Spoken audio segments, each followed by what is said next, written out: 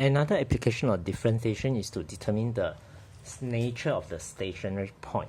Stationary point means for given function fx, the stationary point means the first derivative equal to 0. So this could means it is a minimum point, maximum, or point of inflection.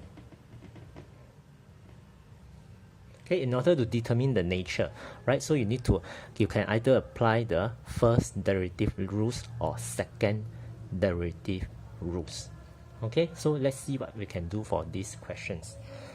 So first thing what you need to do is you need to find out the stationary points. Means the first derivative is 0. So we differentiate this respect to x. Find the first derivative. So differentiate e to the power x, you will have e to the power x, right? This one, if you can't see, you can actually rewrite this as this, right? So bring down, when you differentiate exponential function, right, you just copy the exponential function and differentiate the power, in this case negative 1. So, right? If you want, you can leave it like this, or you can leave it as fractions. Okay, and we find the stationary point, stationary value, right, when f prime x equals 0. So it means e to the power x is actually equal to 1 over e to the power x. So this means ex complete square is 1, meaning ex is equal to 1, or ex is e to the power x negative 1. So as you can see, right, this is actually not applicable, right, from the knowledge of the property of exponential function, right, because ex is always greater than 0. So meaning e to the power x is actually equal to 1, whereby x is equal to 0, right? So when x is equal to 0, so you can sub inside the fx to get the corresponding y value, right? So e to the power 0 plus 1 over e to the power 0. So 1 plus 1 is actually 2. Okay, so the stationary point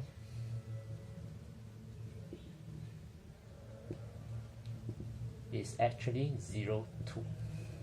Okay, this stationary point means that at this particular point, right, the first derivative is actually equal to 0. So with this, we want to determine whether this point is a maximum point, minimum point, or point of inflection. So there are two ways to do. One is the first derivative test. So you find the first derivative and construct the table, right? Then you sub, in this case, 0, right? 0 plus 0 minus. So a number very close to 0.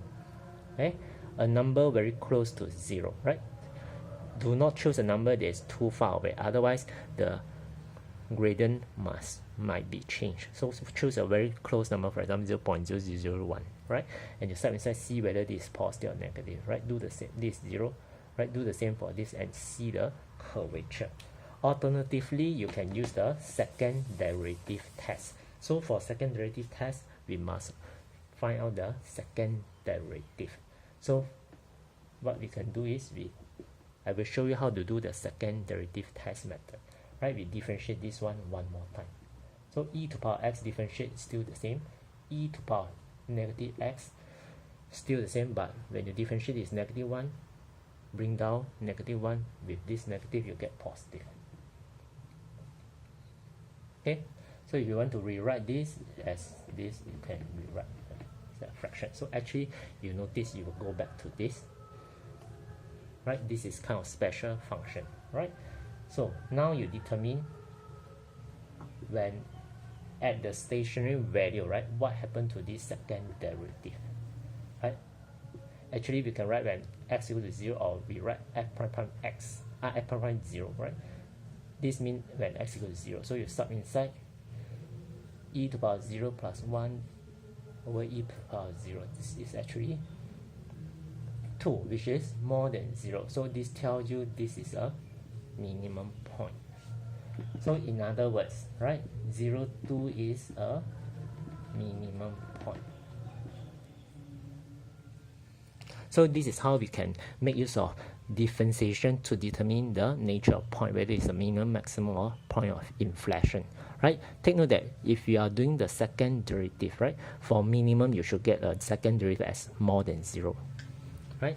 For maximum, right, the second derivative is less than 0. For point of inflection, the second derivative will be equal to 0. So you, for second derivative, right, you have three conditions, right? More than 0 is minimum, less than 0 is maximum, right? When f second derivative equal to 0, right, so you cannot make any conclusion. You have to go back to the first derivative to test whether this is minimum, maximum, or inflection. Okay.